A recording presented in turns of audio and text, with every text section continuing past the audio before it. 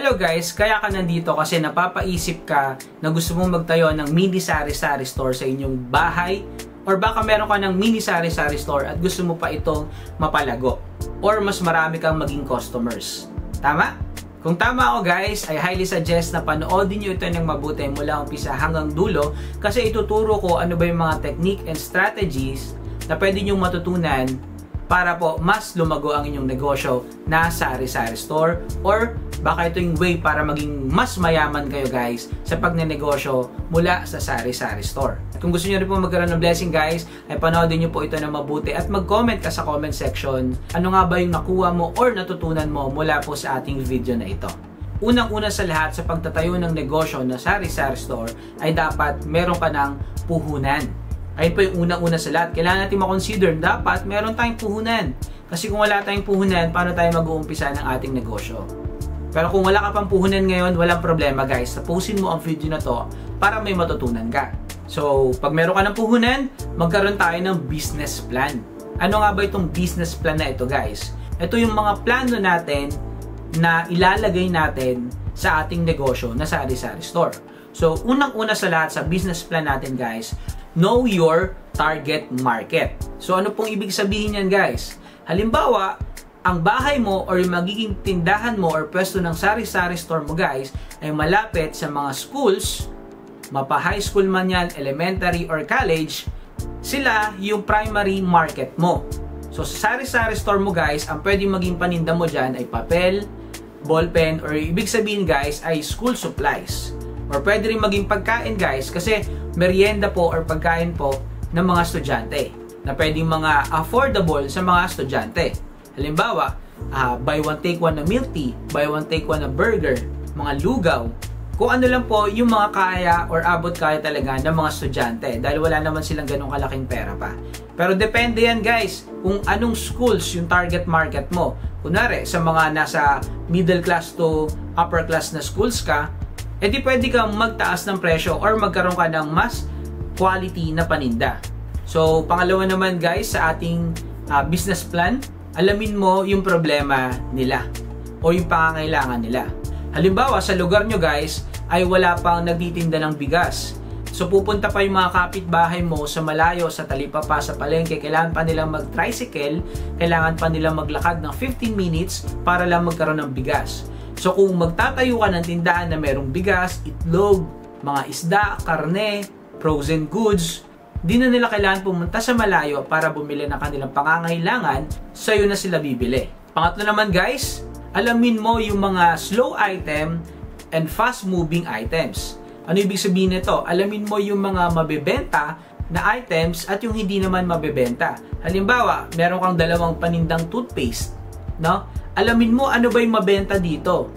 So, kung ito yung mabenta, sa susunod na bili mo, mas marami na yung bibilin mo nito, pero bibili ka na lang nung hindi mabenta ng konti na lang. Or baka hindi ka na bumili. Sa drinks, ganun din. Mas mabenta ba si A or si B? So, kung mas mabenta si B, sa susunod na bili mo, mas marami na ang bibili mo kay B kasi hindi naman masyadong nabibenta si soft drinks A. So, ganun siya guys. Huwag kang maglalagay ng maraming puhunan dun sa mga panindang hindi naman mabenta kasi baka masira lang yan or alikabukin lang yan sa tindahan mo. Maging pampasikip lang yan. At syempre, dapat wag na wag kang mauubusan ng mga fast items or mga fast products. Kasi syempre, kapag naubusan ka niyan, paano kung matagal ka pa makakabili, paano yung mga suki mo, baka bumili na yan sa iba. Next naman guys, syempre importante yung location. Huwag kang magtatayo ng negosyo na wala namang magiging market, na malayo sa mga tao. Huwag kang magtatayo sa lugar kung saan napakahirap mong puntahan ng mga customers. Kunyari, nasa bundok ka, kailangan pa nila umakyat ng bundok para bilhan ka. Unless, meron tao dun sa bundok. Diba? Kaya gaya ng sabi ko kanina, know your market. Dapat accessible. Madaling puntahan, safe puntahan, okay puntahan. Halimbawa, yung daanan, maputik ba?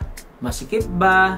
Hindi kayang pumasok yung sasakyan, mahihirapan yung customers mo na bilhan ka kung pangit yung location mo. Kung tago, kung hindi nakikita. Paano nila malalaman na may tindahan pala dyan kung tago ka? Pero, depende palagi yan sa susunod. Ang kasunod guys ay marketing. So minsan kahit tago yung tindahan mo dahil magaling ka sa marketing, ay pumapatok pa rin yung negosyo mo. Kahit nasa loob pa yan ng subdivision, may mga taong napunta sa loob ng subdivision na hindi tiga doon kasi alam nila na meron kang paninda. Kunwari, meron kang burgeran, siomayan, di ba? May mga customers ka sa labas ng subdivision na pumupunta ba dyan sa loob kasi alam nila dahil sa marketing mo, dahil maganda yung marketing mo, pinupuntahan ka nila kahit malayo ka. So, paano tayo makapag-market? Using social media. So, meron tayong TikTok, Facebook, YouTube, at marami pa pong iba. So, galingan mo lang sa pagbamarket, picturean mo yung product mo, i-share mo yan guys, mas maganda yung pagde-deliver mo ng marketing mo, mas madali ka makakabenta ng negosyo mo. At ito, higit sa lahat, napaka-importante nito guys. Maging consistent ka sa pagbubukas ng negosyo mo. Kung ang bukas ng negosyo mo ay alas 8 ng umaga at magsasara ka ng alas 11 ng gabi, dapat everyday guys, bukas ka ng alas 8, sarado ka ng alas 11 ng gabi. Kasi one time mag-miss ka dyan guys, malilito yung customers mo. Akala ko bukas na siya ng alas 8, bakit alas 9 na, alas 10 niya, sarado pa din. So, syempre, mag-e-effort yung customers mo na pumunta sa tindahan mo and then maabutan nila, sarado pa yung tindahan mo. Magdadalawang isip na sila, baka hindi na sila bumalik. So, dapat be consistent ka sa pagbubukas at pagsasara ng negosyo mo. Ito naman guys, yung mga bagay na dapat nating iwasan pag nag-uumpisa pa lang tayo lalo sa pagnenegosyo. So, dapat wag na wag tayong susobra sa budget natin. Kung maglalaan lang tayo ng 20,000, ito yung target amount natin, wag tayong lalagpas dyan. Kasi mag-over budget tayo. Dapat kung ano lang talaga yung nilaan natin sa puso natin na ito lang ilalabas kong pera para sa negosyong ito, stay dun ka sa plano mo na 20,000 pesos. Okay? Don't over budget.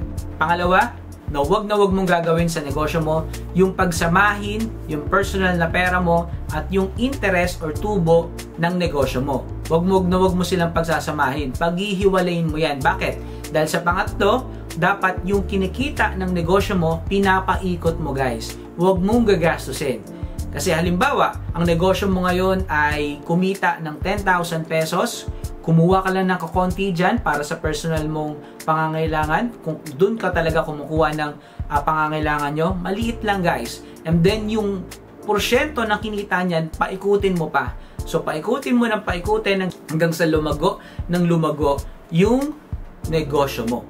So, hindi lalago yan guys kapag kinukuha mo yung pera o yung tubo ng negosyo mo kasi mawawalan ka na ng pangpuhunan. Okay, malinaw ba yan guys? Kapag nasundan mo guys yung mga tips and technique natin sa pagnenegosyo ng mini sari-sari store, malaki yung chance talaga na yumaman ka sa ganitong klaseng negosyo. So kung may natutunan ka sa video na to, please don't forget to like, share, comment, and subscribe. Ganun din po sa ating Facebook page na Joseph's Blessing. I-comment mo rin din sa comment section ano ba yung natutunan mo, ano ba yung experience mo sa pagkakaroon ng sari-sari store at baka ikaw ang isa sa mapipili natin na magkaroon or makatanggap ng blessing na mula sa Joseph's Blessing. So yun lamang guys, maraming pong salamat sa panonood. God bless. Up here.